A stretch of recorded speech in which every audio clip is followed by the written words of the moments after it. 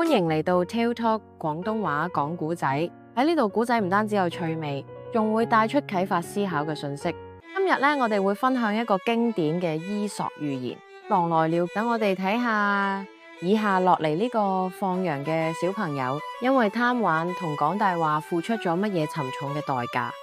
每日朝早天光，呢位放羊嘅小朋友就會帶住村入邊嘅羊上山食草，一個人喺空曠嘅草地度周圍行，睇住啲羊。等到太陽落山嗰陣，佢先至會帶啲羊落山返屋企。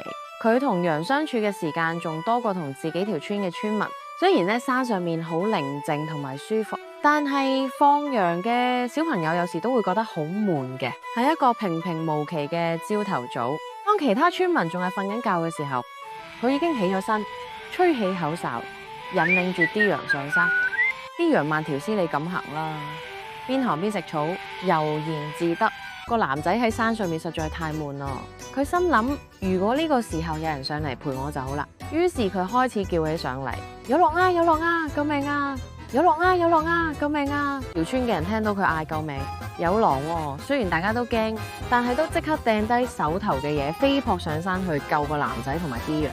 趕頭趕命上到山，村民發現原來狼來了只係一場惡作劇，個個都嬲爆爆，身水身汗折騰咗半日，佢哋搖晒頭，又急急腳趕翻落山。過咗排，大家都淡忘咗件事，又係一個風和日麗嘅下晝，山上面靜到只係得風聲同埋羊嘅食草聲，乜都慢到好似定格咗咁。小朋友悶到抽筋，佢又諗翻上次嘅惡作劇啦，於是佢又邊跑邊叫：有狼啊，有狼啊，救命啊！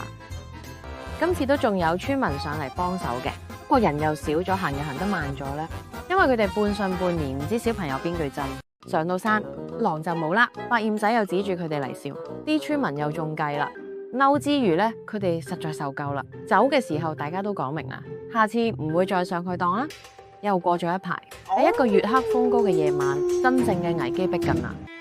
當牧羊仔喺草地瞓緊晏覺，打晒鼻鼾嘅時候，突然間有隻大灰狼，唔知喺邊度撲出嚟，見羊就咬。個男仔嚇到即時彈起身，大嗌救命。佢叫得比之前仲要大聲，又嗌又揮手，但係今次再冇一個人出嚟幫佢。同一時間啦，喺條村入邊，大家都聽到佢大叫，叫得好驚好大聲，好似好危急咁。但係村民心諗，又嚟啊，個衰仔又玩嘢啦。冇人當佢嘅求救係一回事，有人反白眼啦，係有人擰下頭，有人聽到打喊路。好快，佢哋就繼續做自己嘅嘢啦。翻返去山上面，隻狼起勢咁撲向啲羊度咬，啲羊驚到四圍走，拆晒天咁叫，有死有傷，仲有好多喺個山度走失咗啊！牧羊仔嚇到失魂落魄，最後咧跌跌撞撞咁翻到條村，疲累不堪又受咗傷，亦都差唔多失去晒所有羊，非常之後悔啦。到呢一刻咧，佢終於知道講大話嘅後果。唔單止令佢冇咗啲羊，仲失去咗所有曾經關心佢嘅人對佢嘅信任。呢個故事嘅教訓係，講大話會令人哋唔再信任你，就算最後你講真話都冇用。所以做人一定要誠實。今日嘅故事就講到呢度。你有冇試過講完大話之後好後悔呢？